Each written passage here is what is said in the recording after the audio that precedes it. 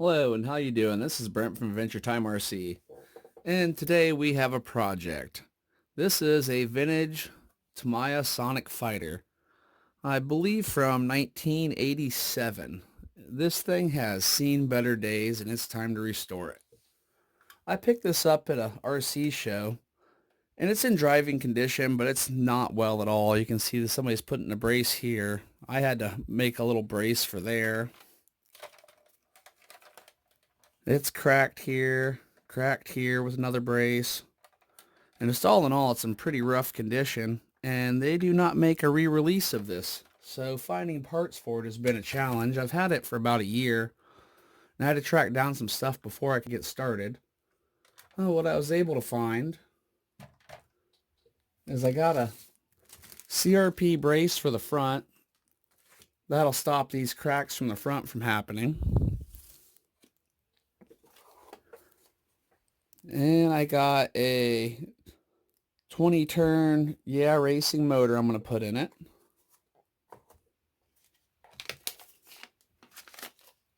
A fast eddy bearing kit. And here's what took me so long to find. This is an original parts replacement set. And I ended up paying about $100 for this. What inside I call this little shoe box. You get new body.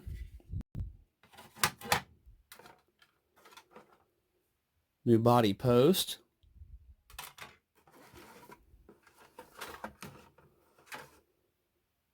Tail spoiler, roll cage, or wing, whatever you want to call it. A driver head.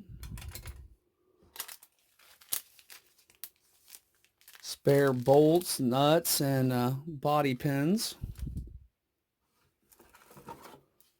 Another chassis. Just look at the yellowing of this from age. Set of instructions.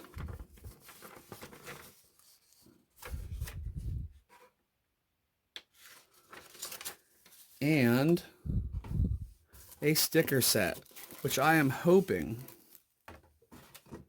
that these stickers are still good. I will not know till I go to try to use them, but it is a complete original vintage sticker set. The first thing I'm going to have to do is start tearing this all apart. Get everything switched over to the new chassis. And before I can even switch everything over to the new chassis, I've decided to paint it. Show you what I'm going to go with here. I'm going to use this metal flake gold color for the chassis. And this metal flake green for the body. I think that'll look pretty good together. Well, I'll get set up and get starting to tear this thing apart, and we'll go from there.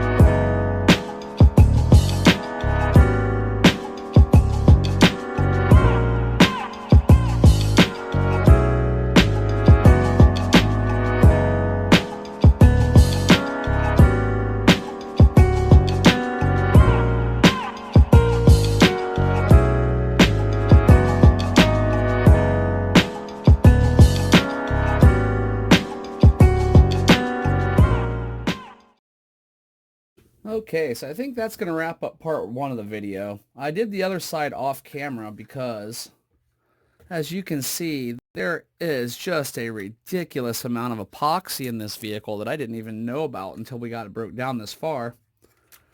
And to remove the rear carrier here with the gearbox and everything in it, I just need to really take my time while taking it apart, because I want to make sure I don't break anything in this area, because I do not have any spare parts for this, and I do not want to break anything.